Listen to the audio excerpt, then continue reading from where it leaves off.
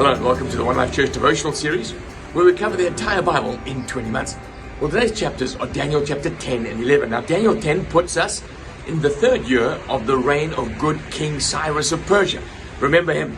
He was prophesied long before that he would be favorable to all the Jews, encourage them to go back to Jerusalem, build their temple. And that had begun, but great trouble had come upon those Jews. There was a demonic onslaught against them. There was a rallying against them, and their building of the temple had to stop. They'd laid the foundation, but everything had stopped. So Daniel, perplexed, he's in exile. He begins to fast and pray. 3 weeks he's fasting and praying. If you follow the timeline, he's about 85 years old now. He's an old man. And in the middle of this fasting period, he's standing on the banks of the Tigris. We don't know why he's there, but that's where he is. And he sees this incredible vision of a man, gleaming clothes, a head like lightning, eyes like flaming torches, legs like burnished bronze. His friends that are with him disappear in terror. He falls on his face. And then, interestingly, this is what the man says to him.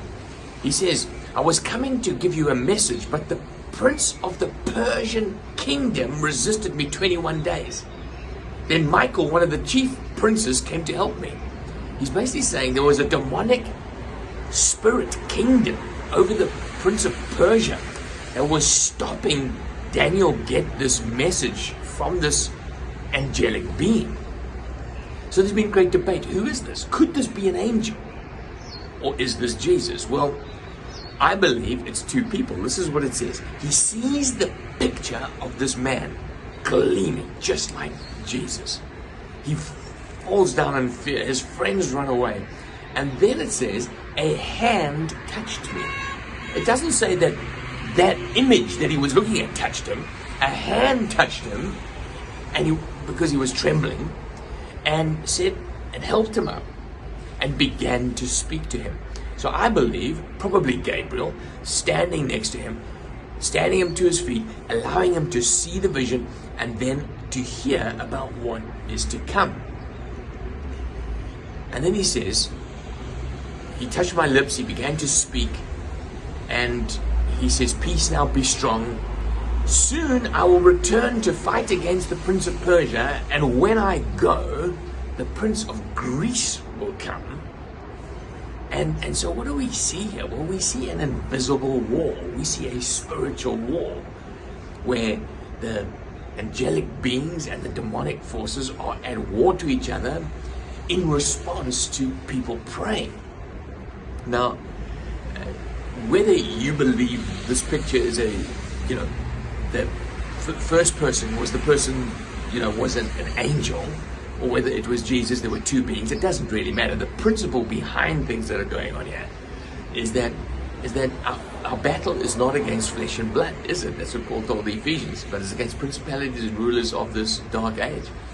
And that we're called to pray. And as we pray, God releases spiritual angels to go and do the beckoning. And you think, well, why doesn't he just wipe it all out? Well, there is coming a time. He has a time calendar where those demonic forces will be thrown into a lake of fire for all eternity. But for now, we press on with God, and what God does is that he stands behind his saints and he answers prayers as we pray.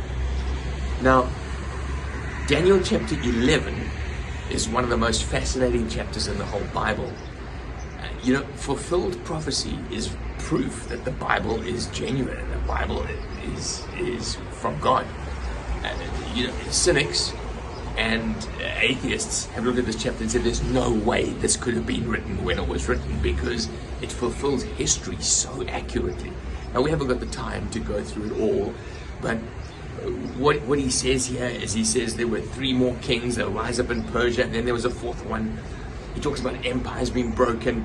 He talks about people of the south, people of the north, and he gives timelines and datelines of what happens in ancient history. If you get a good commentary, you can see he's talking about Egypt, he's talking about Syria, he's talking about Greece, he's talking about Persia, he's talking about actual battles that eventually took place. It's absolutely phenomenal.